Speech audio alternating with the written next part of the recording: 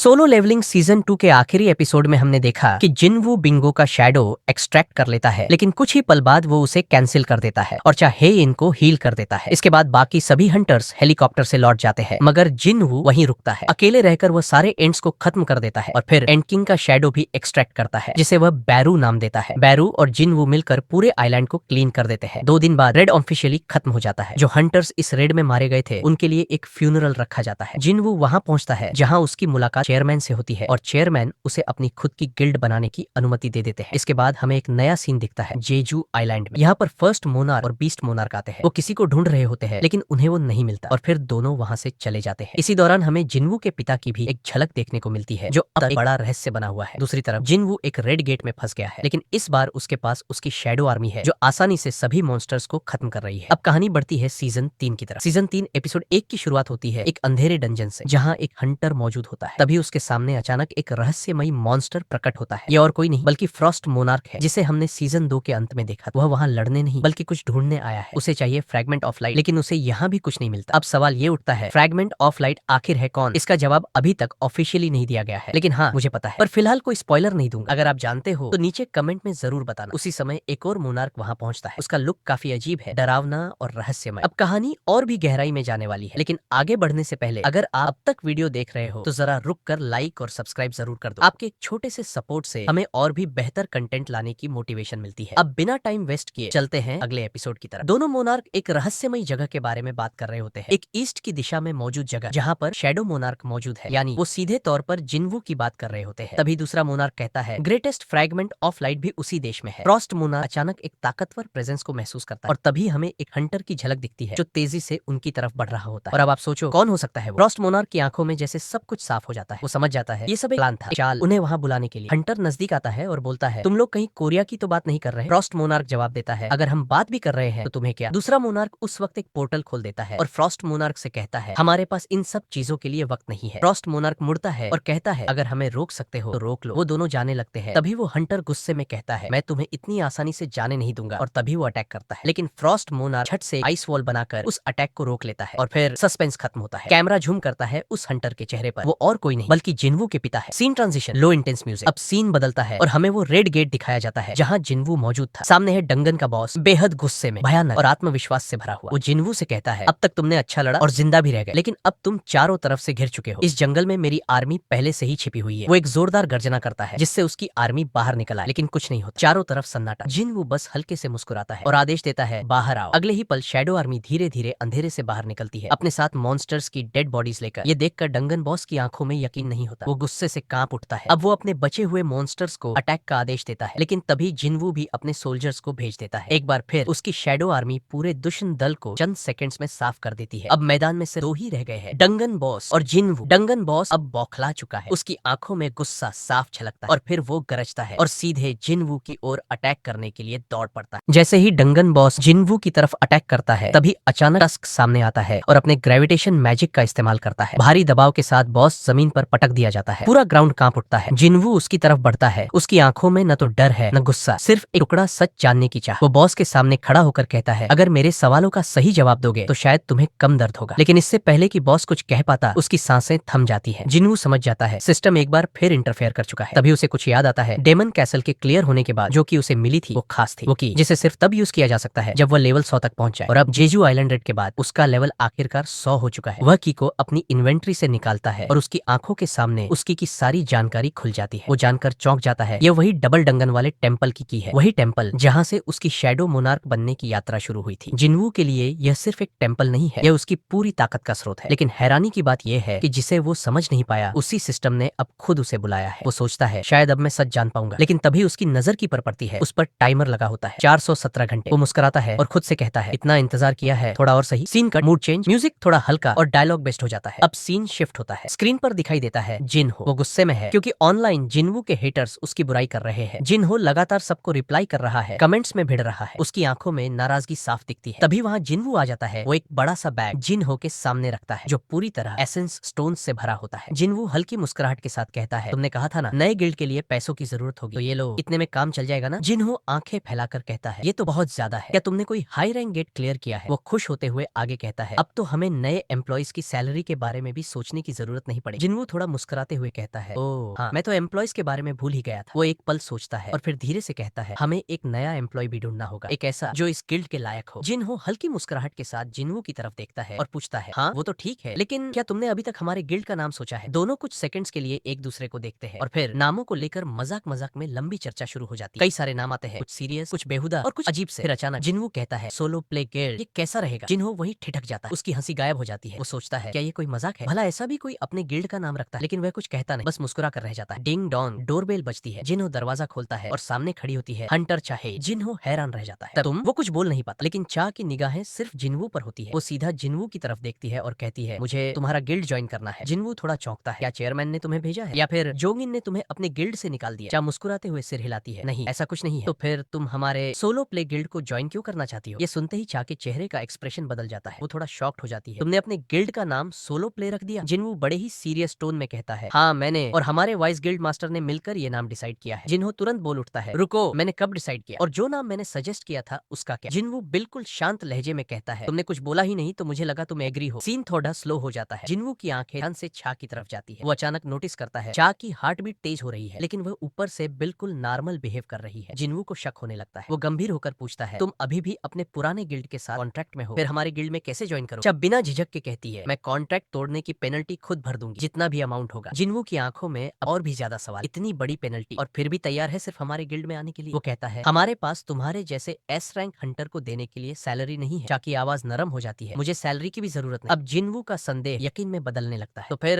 क्यों ज्वाइन करना चाहती हो हमारी गिल्ड? यहाँ सीन का मिजाज पूरी तरह बदल जाता है। कैमरा चा के चेहरे पर झूम करता है। चा थोड़ा शर्मा जाती है, उसकी नजरें जिनवू से मिलती है, लेकिन वो कुछ बोल नहीं पाती। वो बस हल्के से मुस्कुराती है और उसकी आंखों में सब कुछ साफ नजर आता है। सच तो यह था, वो जिनवू से प्यार करने लगी। वो बस उसके करीब रहना चाहती, हर हालत में, हर बहाने से। लेकिन यह फीलिंग वो शब्दों में बयां नहीं कर पा रही। चा बस शर्मा शर्मा कर ब्लश किए जा रही थी, कुछ कह नहीं पा रही थी। जिनवू उसकी हालत समझ गया और हल्की मुस्कुराहट के साथ बोला, ठीक है, तुम हमारे गिल्ड को ज्वाइन कर सकती हो, लेकिन उसके पहले तुम्हें एंट्रेंस टेस्ट देना होगा। चा थोड़ा चौंकती है, कैसा टेस्ट? जिनवू थोड़ा मजाकिया अंदाज में लेकिन उसी रौब से कहता है, तुम्हें मेरे चुने हुए सबसे स्ट्रांगेस्ट शैडो सोल्जर को हराना होगा। चा पूरी कॉन्फिडेंस के साथ कहती है, ठीक है, मैं रेडी हूँ। अब बारी थी टेस्ट की। दोनों सोचते हैं कि हंटर एसोसिएशन के जिम में जाकर फाइट की जाए, लेकिन जिम थोड़ी दूरी पर था। तो जिनवू सोचता है, क्यों ना अपनी शैडो एक्सचेंज स्किल को यूज करके एक और एक्सपेरिमेंट किया जाए। क्या वो किसी और को भी साथ टेलीपोर्ट कर सकता है? वो चा से कहता है, जरा पास आओ। चा थोड़ा नर्वस होकर पास आती है। तभी जिनवू शैडो एक्सचेंज यूज करता है और अगले ही पल दोनों सीधे जिम के अंदर टेलीपोर्ट हो जाते हैं। चा ये देखकर हैरान रह जाती है, ये कैसे हुआ? जिनवू शांत लहजे में कहता है, चलो अब शुरू करते हैं। लेकिन चा बोलती है, एक मिनट, मेरा वेपन तो ऑफिस में ही रह गया। फिर वो जिम के स्टोरेज रूम से एक स्वॉर्ड निकाल लाती है और मुस्कुराकर कहती है, अब मैं पूरी तरह रेडी हूँ। जिनवू बिना देर किए आइग्रिस को समन करता है और कहता है, ये है मेरे शैडो आर्मी का सबसे बेस्ट स्वॉर्ड्समैन। चा पूछती है, विनर कैसे डिसाइड होगा? जिनवू जवाब देता है, जब तक तुम मेरे शैडो सोल्जर को डिस्ट्रॉय नहीं कर देती या खुद सरेंडर नहीं करती। जिनवू मन ही मन सोच रहा होता है, मैंने तो बोला था कि मैं अपना सबसे स्ट्रॉन्गेस्ट शैडो सोल्जर लाऊंगा, लेकिन बेरू को लाना सही नहीं रहेगा। जेजू आइलैंड पर उसी की वजह से चा इतनी बुरी तरह घायल हुई थी, इसलिए इग्रिस ही बेस्ट है। फाइट शुरू होती है और पहले ही शॉट की टक्कर इतनी तेज होती है कि पूरा जिम गूंज उठता है। उसी बिल्डिंग में कहीं चेयरमैन भी मौजूद होते हैं। अचानक धमाके की आवाज सुनते हैं तो सोचते हैं, आज तो किसी हंटर ने जिम बुक नहीं किया था, ये शोर कैसा? वो तुरंत जिम का कैमरा ऑन करते हैं और जो स्क्रीन पर देखते हैं उनके होश उड़ जाते हैं। उन्हें जिनवू और चा साथ में दिखते हैं, तलवारें भिड़ाते हुए। वो सोचते हैं, ये दोनों यहाँ कब आए और ये फाइट क्यों कर रहे हैं? तभी उन्हें कुछ याद आता है, जेजू आइलैंड रेड के बाद जब चा होश में आई थी, तब सबसे पहले उसने जिनवू का नाम ही लिया था। चेयरमैन की आंखों में एक अलग ही चमक आ जाती है और उनके चेहरे पर एक अजीब सी मुस्कुराहट। वो कैमरा बंद करवा देते हैं, कहते हैं, हमें दूसरों के प्राइवेट मोमेंट में दखल नहीं देना चाहिए। और तभी फिर से एक जोरदार धमाका, पूरी बिल्डिंग हिल जाती है। पीछे दीवार पर टंगी पेंटिंग नीचे गिर जाती है। चेयरमैन सोच में पड़ जाते हैं और जो सोच रहे होते हैं वो हमें बताने की जरूरत नहीं है। अब आप ही बताओ, चेयरमैन ने क्या सोचा होगा? नीचे कमेंट में जरूर लिखना। सीन वहीं कट होता है, लेकिन इससे पहले हम देखते हैं, चा ने इग्रिस को बहुत ही आसानी से हरा दिया था। जिनवू ये देखकर शॉक में था। चा ने इग्रिस को इतनी आसानी से हरा दिया, उसे खुद यकीन नहीं हो रहा। लेकिन तभी चा मुस्कुरा कर बोलती है, क्या ये ब्लैक नाइट तुम्हारा सबसे स्ट्रॉन्गेस्ट सोल्जर था? तुमने कहा था तुम अपने सबसे ताकतवर शैडो को बुलाओगे तो उसे समन करो। जिनवू थोड़ा रुकता है, उसे पता है चा किसकी बात कर रही है। बेरू वो सोचता है, क्या ये सही होगा? क्या मैं फिर से चा को उस जानवर के सामने खड़ा कर दूं जिसने उसे जेजू आइलैंड पर लगभग मार ही डाला था? जिनवू कहता है, नहीं, तुम हर्ट हो सकती हो। चा की आवाज सख्त होती है, मुझे उससे दोबारा फाइट करनी है, मैं रेडी हूँ। जिनवू कुछ पल सोचता है और फिर फाइनली बेरू समन। तेज गड़गड़ाहट होती है और बेरू प्रकट होता है। जैसे ही वो आता है पूरा जिम थरथरा उठता है। उसकी मौजूदगी में हवा तक भारी हो जाती है। जिनवू बोलता है, बेरू, उसे बिना हट के डिफीट करो। बेरू तुरंत घुटनों के बल झुक जाता है और कहता है, जैसा आप कहे माई किंग। फिर वो जोर से गरजता है, इतना जोरदार कि जिम के शीशे चटकने लगते हैं। चा के चेहरे पर एक पल को डर की लकीर खींचती है। वो सोचती है, जिनवू ने इस मॉन्स्टर से खुद फाइट की थी। बेरू अपने शार्प नाखून बाहर निकालता है और अटैक करने ही वाला होता है। तभी जिनवू चिल्लाता है, नाखून हटा लो, अगर चा को जरा भी चोट आई तो मैं तुम्हें नहीं छोड़ूंगा। बेरू तुरंत अपने पंजे अंदर कर लेता है। यस माइकिंग, चा पूरी तरह तैयार। लेकिन जैसे ही वह आगे बढ़ती है अचानक बेरू उसके पीछे आ जाता है। चा को फ्लैशबैक आता है। ये वही ट्रिक उसने जेजू आइलैंड पर भी की थी। वह कहती है क्या तुम्हें लगता है मैं फिर से उसी ट्रिक में फंसूंगा, और तुरंत पलटकर तलवार से अटैक करती है। लेकिन बेरू सिर्फ 2 उंगलियों से उसकी ब्लेड रोक लेता है। अब बेरू सोच रहा था मेरे किंग ने मुझे बिना नुकसान दिए जीतने को कहा है, तो इसका सबसे अच्छा तरीका यही है कि मैं खुद को इतना ताकतवर दिखाऊं कि सामने वाला खुद ही हार मान ले। चा एक के बाद एक हाई स्पीड अटैक करने लगती है, पर बेरू हिले बिना सिर्फ अपने बॉडी मूवमेंट से सब कुछ डॉज कर रहा है। फिर अचानक वो चा के सामने रोर करता है। उसकी आवाज की वेव इतनी तेज होती है कि चा कई मीटर दूर जाकर गिर जाता है। जिनवू कहता है विनर ऑलरेडी डिसाइड हो चुका है, क्या तुम अब सेटिस्फाई हो? चा उठती है, उसके होंठों से हल्का खून बह रहा होता है, लेकिन उसकी आंखों में हार नहीं थी। वो कहती है नहीं, मुझे और फाइट करनी है। जिनवू को चिंता होती है बेरू औरों से अलग है, उसका नेचर ही किलिंग के लिए बना है। फाइट दोबारा शुरू होती है, लेकिन इस बार बेरू सिर्फ डिफेंस नहीं कर रहा होता, वो अटैक भी करने लगता है। एक शॉट से चा की तलवार तक टूट जाती है, फिर भी चा नहीं रुकती। वो फाइनल डिसीजन लेती है अब मैं अपना सबसे स्ट्रॉन्ग अटैक यूज करूंगी। वो ब्लेड ऑफ लाइट बनाती है और पूरी ताकत से बेरू की ओर दौड़ती है। धड़ाक, ब्लेड बेरू की छाती में घुस जाती है। वो वहीं खड़ा रहता है, लेकिन उसकी आंखें बदल जाती है। कुछ क्लिक करता है। बेरू को एंड क्वीन की आवाज सुनाई देती है। उसका किलिंग इंटेंट अब कंट्रोल में नहीं रहता। वो गुस्से में कांपने लगता है, उसकी आंखों से धुआं निकलने लगता है। जिनवू को समझ आ जाता है कुछ तो गड़बड़ है। बेरू स्टॉप, वो चिल्लाता है, लेकिन बेरू अब ऑर्डर नहीं सुन रहा। अब वो किंग के नहीं क्वीन के ऑर्डर फॉलो कर रहा है। क्या होता है जब तुम्हारा सबसे ताकतवर शैडो सोल्जर तुम्हारा ही ऑर्डर भूल जाए और तुम्हारी क्रश को सच में मारने निकल पड़े। यही देखने को मिलता है आज के इस धमाकेदार एपिसोड में। बेरू पूरी तरह से अपने किलिंग इंटेंट में घिर चुका था। वो धीरे धीरे छा की तरफ बढ़ रहा था। उसके हर कदम के साथ हवा में ब्लड डस्ट खुल रहा था। जिनू चिल्लाकर उसे रोकने की कोशिश करता है, लेकिन बेरू सुन ही नहीं रहा था। हालात बेकाबू होते देख जिनू खुद उसके और छा के बीच आ जाता है। तभी बेरू की आंखों में होश लौटता है और वो घुटनों के बल गिरकर माफी मांगने लगता है। जिनू तुरंत छा के पास जाता है और पूछता है तुम ठीक हो ना? लेकिन छा कुछ नहीं कहती, बस चुपचाप खड़ी रहती है। जिनू अब थोड़ा गुस्से में बोलता है ये सिर्फ एक एंट्रेंस टेस्ट था, इसके लिए अपनी जान क्यों दांव पर लगाई? फिर वह उससे सीधा सवाल करता है आखिर तुम मेरे गिल्ड में आना क्यों चाहती हो? क्या चाहती हो तुम? एक पल रुककर वह खुद ही सोचता है कहीं ऐसा तो नहीं कि तुम्हें मुझ में इंटरेस्ट है, लेकिन तुरंत ही हंसता है और कहता है नहीं, ये तो हो ही नहीं सकता, जरूर कुछ और बात होगी। वो जैसे ही पलटता है जाने के लिए तभी चा की आवाज आती है हाँ मुझे तुम में ही इंटरेस्ट है। ये सुनकर जिनू वही रुक जाता है। वो चौंक कर पीछे देखता है और सामने छा खड़ी है, चेहरा पूरा लाल। वो धीरे धीरे ब्लश कर रही होती है और यहीं पर एपिसोड खत्म हो जाता है। लेकिन एक पल, अब बारी है तुम्हारी। आज का सवाल है जिनू के फादर का नाम क्या है? जो सबसे पहले सही जवाब देगा उसका कमेंट पिन किया जाएगा और नेक्स्ट वीडियो में मिलेगा एक धमाकेदार शाउट आउट। पिछले सवाल का सही जवाब था स्कैवेंजर और सबसे पहले सही जवाब देने वाले थे। थोड़ी एक्साइटिंग न्यूज की ओर, एक नई एनीमे आ रही है जिसका नाम है the beginning after the end यानी TBAT। यकीन मानो ये एनीमे सोलो लेवलिंग की तरह धमाका मचाने वाला। मैंने इसका मानवा पढ़ा है और ये सीरियसली नेक्स्ट लेवल है। अगर आप चाहते हो कि मैं इस एनी को कवर करूं तो अभी कमेंट में TBAT लिख दो। और हाँ, सोलो लेवलिंग सीजन 3 भी बहुत जल्द वापस आ रहा है, तो चिंता मत करो। अगर वीडियो पसंद आया हो तो एक लाइक ठोक दो, सब्सक्राइब कर लो और बेल आइकन भी दबा दो ताकि कोई अपडेट मिस ना हो। कमेंट में अपना जवाब देना मत भूलना। मिलते हैं नेक्स्ट वीडियो में, तब तक के लिए take care and keep levelling up.